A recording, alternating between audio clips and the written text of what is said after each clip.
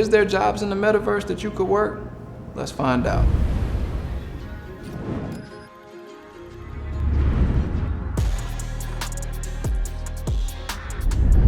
Hey man, it's your host Stockz, or Invest in Stocks, and we back with another episode of MetaMoney. So maybe you found your perfect metaverse, you bought your nice meta mansion, you got your meta mommy, you're living your perfect meta life, but you ain't got no meta job. Is there jobs in the metaverse that you could work?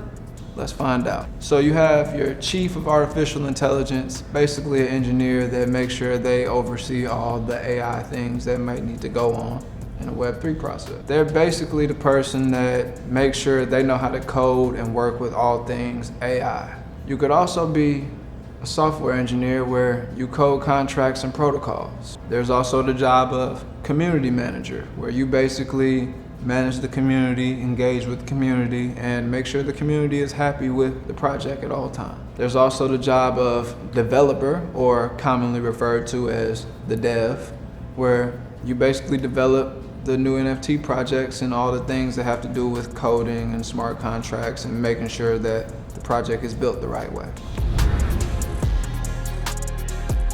Of course, you could be an artist. There's artists that draw a bunch of different traits that get used in AI 10K collections. You could be an artist that draws one-of-one collections and drops one-of-one pieces. Or you might be an artist that works in different mediums of media like music, visual, painting, whatever you might do. There's so many different opportunities for artists in this space. If you've ever wanted to be a host and maybe have your own show, sort of like MetaMoney, you could do Twitter Spaces. Twitter Spaces and being a host on Twitter Spaces is actually a full-time job now. There's people that host radio shows, music shows, interviews, podcasts, everything on Twitter Spaces. And of course, you could be an influencer, which is a hard job in Web3 because you could be promoting a rug or you could be promoting a really good project. I just say words of advice is to always let people know when you're posting an ad.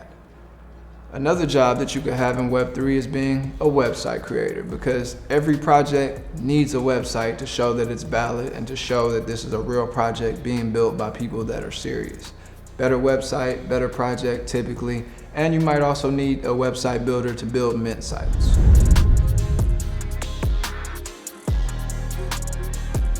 Okay, now let's say you might be the life of the party, or you like to bring the party to life.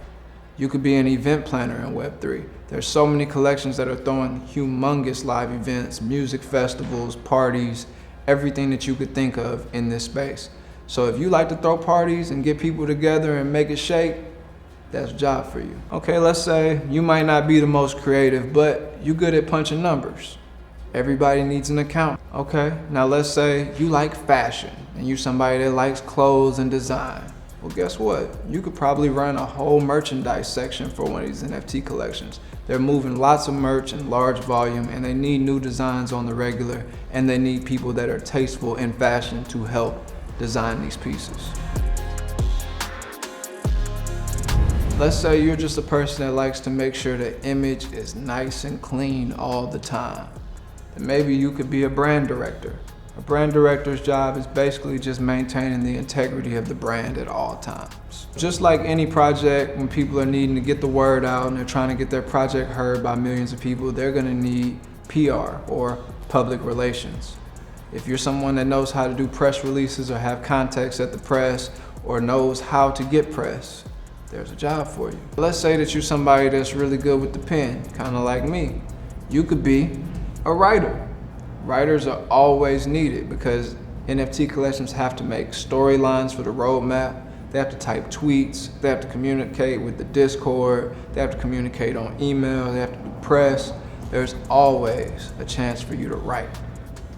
And of course, last but not least, you have legal. Now, there's a lot of different steps in the crypto NFT world right now where the legal aspect isn't fully understood, but it's definitely always in your best interest to have a legal counsel or to be legal counsel. Okay, so let's say maybe you don't do any of that other stuff, but you're really good at trolling on the internet. There's a job for you. People get paid lots of money just to post memes and shitpost all day. you could be helping the collection get a lot more popular with your nonsense memes. Go for it. So here is today's meta jargon, sharding. Sharding is when you take a token or NFT and you basically break it down into pieces for multiple investors to be able to get a hand in on the investment. So instead of me just paying $10,000 for something by myself, I could invest in something with 9 other people. We all put $1,000 down. All 10 of us makes 10,000. We now got shards and made an investment. Roadmap. A roadmap is simply the plan of what an NFT project or a coin is planning to do. It's what my investment plan is. This is what's gonna happen when we reach here and we go here. Snapshot.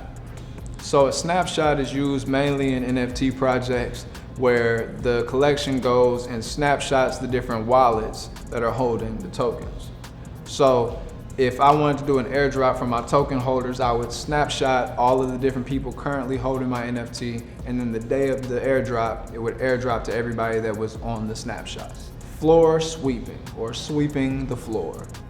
Basically what it means to sweep the floor is if there's only 3 NFTs left for 1 ETH before the floor is 2 ETH, if you come and sweep all the NFTs right there and raise the floor price, you did a floor sweep.